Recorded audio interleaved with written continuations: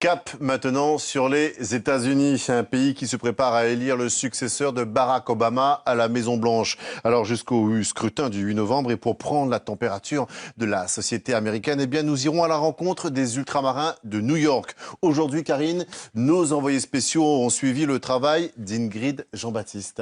Alors, elle est martinico-pakistanaise, elle rêvait d'être actrice, mais la vie en a décidé autrement. Elle est donc restée proche du 7e art en créant son festival de films à Chelsea, à New York.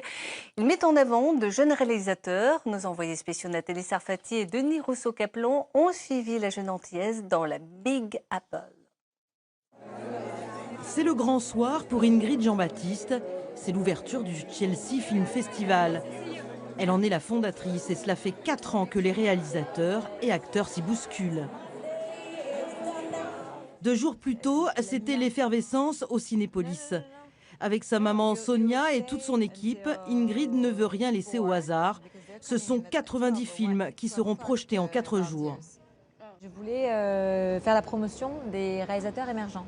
Et je me suis dit, ça serait bien de pouvoir les aider et de les mettre en avant leur travail, pas simplement le travail, comme dans beaucoup de festivals, le travail de stars, mais de gens qui sont nouveaux ou jeunes dans la profession. Avec dans ses bagages ses origines pakistanaises et martiniquaises, Ingrid décide très tôt que c'est aux États-Unis qu'elle fera carrière et qu'elle sera comédienne. En 2010, elle intègre l'Actors Studio de New York. C'est la première pièce de théâtre dans laquelle j'ai joué, qui a été dirigée par Lisa Melinazo, qui m'a fait confiance, qui m'a castée dans cette pièce. Et j'avais le premier rôle. Voilà. Un petit coup d'œil dans une salle de cours qu'elle a fréquentée pendant 2 ans. Ses professeurs ne tarissent pas d'éloges.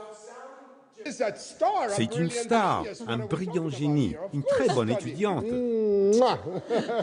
Cette salle, c'est la salle de Irma Sendray, avec qui j'ai étudié pendant 2 ans.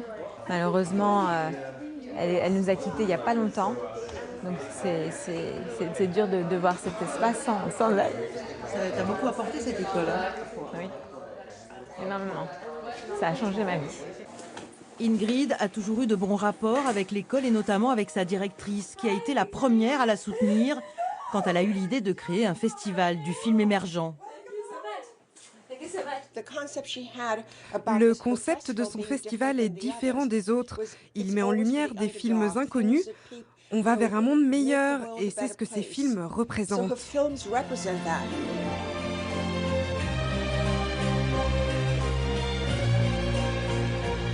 Au premier jour du festival, Ingrid a organisé une croisière avec la plupart des participants, notamment des réalisateurs de Guyane, de la Réunion et des Antilles, invités spéciales du festival.